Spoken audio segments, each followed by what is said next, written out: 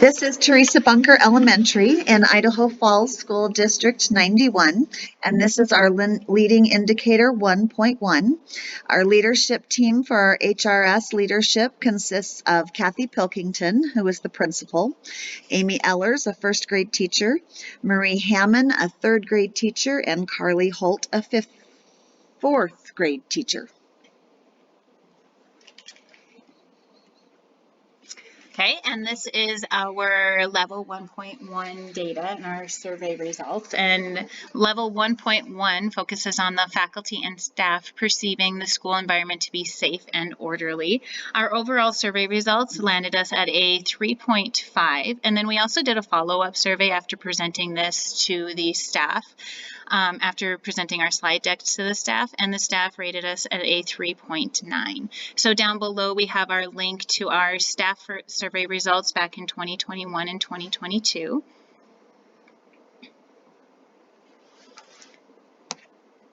So when I open up this is our questions that our survey results polled our staff on. So our overall score was a 3.5. And that was in the spring of 2022, correct? Yes. Correct, yes. Okay, and then this link down here goes to our follow-up survey that we showed our staff took after, sorry, let me get that open.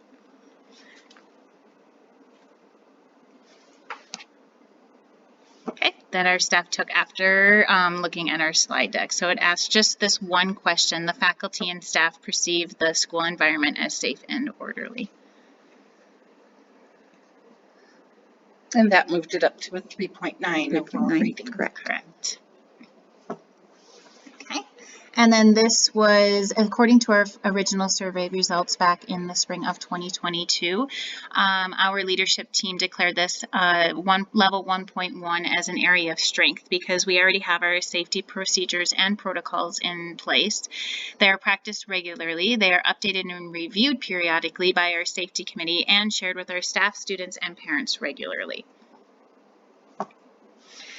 So for our level 1.1b, these are a list of all of our lagging indicators that we had in place at the time of the survey. So because we declared this as an area of strength, the following items were in place. We keep our doors locked at all times. Visitors must check in with the office.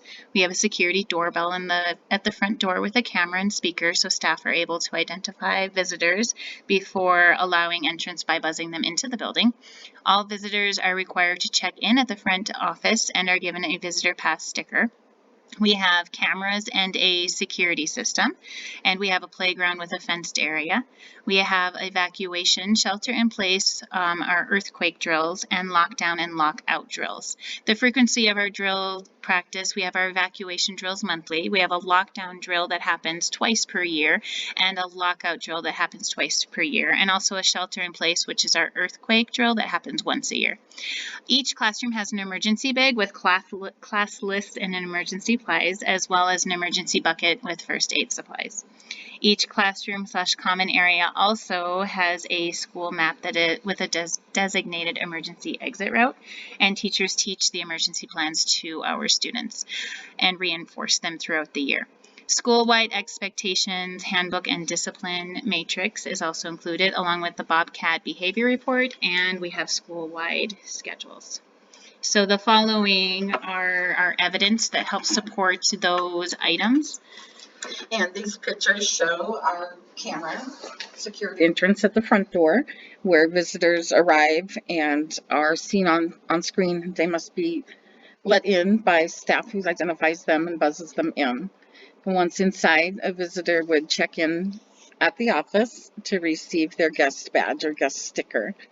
All visitors are required to check in at the office in this manner, so students are also trained that if they see an adult in the building without a badge or without a visitor sticker, then they're quick to let the nearest adult know that they saw someone without those things in place. Great. Okay, so along with our secured building, we also have a secured entrance, so staff must use their security badge to get into the building.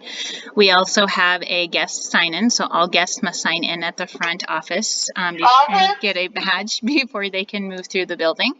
And then we also have security cameras that are in place. So here's our principal viewing our security cameras that are, the footage is located in her office, so she's able to go back through and check for...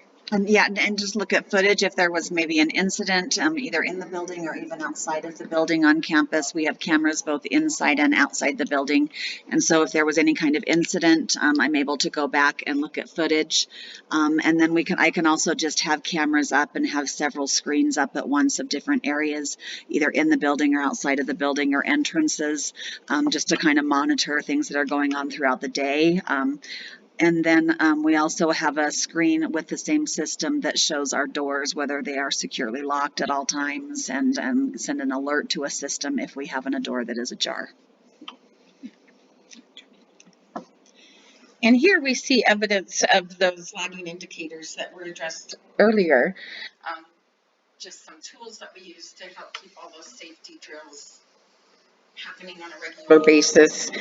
And the first picture there shows the log of the evacuation drills. Those are scheduled and done monthly. And that's for the safety inspector. The safety inspector comes to each school in the district once per year and checks several items, obviously with safety, but that's one item that they will check to see that we're doing our drills and how that's going. Good. And then the emergency plan posters that is seen there in the middle are posted throughout the school. It's hard to go very far down a hallway without seeing one of those, so that you know what to do. And it lists each of the types of drill, whether it's a lockout or lock in or shelter in place, all the different things. What happens, it's right there in front of you to know what to do. And finally, that evacuation map that's posted at the doorway of each classroom so that you know your nearest and safest exit. And it's also located in the common areas too, like hallways Yes. and everything as well. And I think the maps have an A exit and a B exit. So if a hallway is blocked or there's a fire that's blocking your first exit, that you have a plan B of a different way to exit the building. Okay, and then this slide kind of goes to our emergency supplies that are located within each classroom. Each classroom has an emergency bucket that has supplies in it in case we were to get into an extended lockdown. And we also have our emergency and first aid supplies located within this little bag.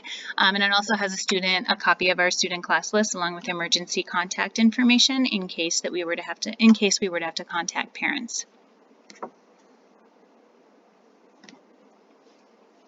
Okay, and then the next slide is our school-wide expectations handbook, and this is a project that is in process this year. I don't know if we mentioned, but this school year there was a change in principal, and so with the HRS level 1 work and just with a change in administration, we've been working with our leadership teams to develop kind of a new school-wide expectation handbook for students, and then a separate one for staff as well. And so this shows the school-wide expectations that would go in that handbook, and then a behavior response flow chart so that staff know how to address different safety concerns or discipline concerns within the building. So if I click within these arrows, it will open up a sample, or it will open up a copy of our school-wide expectations handbook.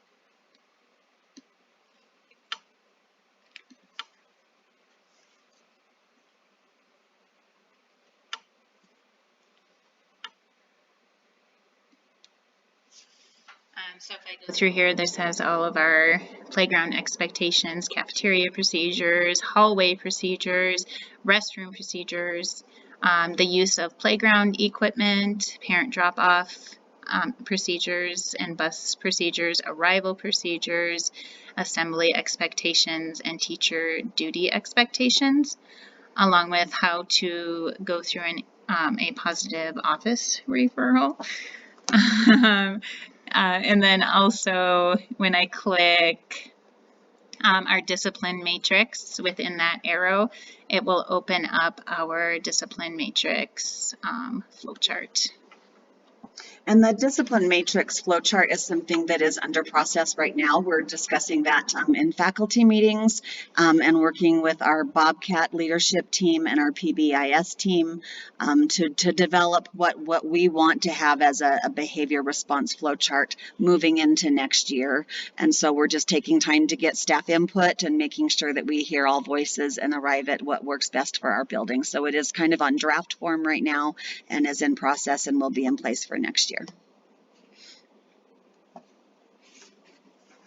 Okay, and then our next slide shows a copy of our Bobcat behavior report. So this is handed out to duties as we are outside on recess, and it's a great way to open that communication between duty and classroom teachers. So if your child is having a behavioral issue out on the playground, then we are being made aware of what is taking place and any actions that was taking place as a result of that behavior.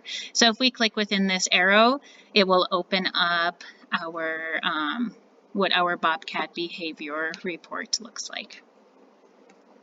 And we put this in place this year to address some concerns that we were seeing at the beginning of the year of just a lack of communication of maybe smaller events that might happen at recess that wouldn't necessarily be an office referral, but that maybe a duty aid. We do have a lot of paraprofessionals that are our duty people and sometimes don't have the same authority with students. And so we wanted to bridge that communication gap with teachers and the recess duties so that teachers could help enforce and reteach students some of the safety procedures at recesses.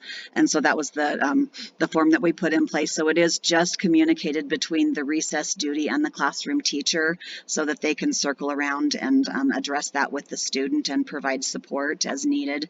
And then if it is a continued offense, then it might turn into an office referral, but it's an effort to provide communication to solve problems at the lowest level.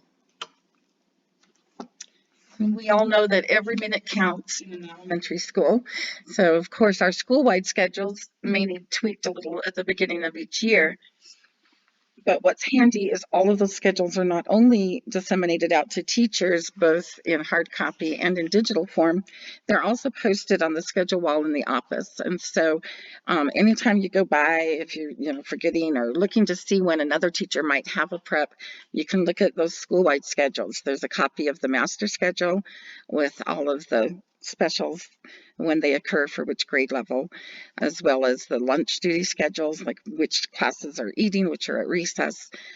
The duty schedule for teachers is there, as well as a calendar of events, which is really helpful. Just on the glance, you go by and you see that, 6 or 8 week glance. And so it just kind of keeps us all on track and in the know of what's going on around us. It's very helpful. With so many moving parts. And then like from an office perspective, we use the schedules every single day frequently to look and see if we're trying to call a student out of class, where first grade might be Mrs. Ellers, and that'll show that, well, they're in music right now, if it's Tuesday or whatever that is. And so we look at those all the time, or to find staff members where they might be if they're on duty. I also use it every single morning to make sure that if I have a teacher or a staff member out, I look to see if they had duty to make sure that we're covering that. So it helps keep our school safe overall. And within this master schedule arrow, if you click that, you can take an in-depth look of what our master schedule looks like. Same thing with our lunch duty. If you click that, it'll open up what our lunch schedule looks like. And if you want to see a bigger copy of our AM, PM duty schedule, again, there, that is located.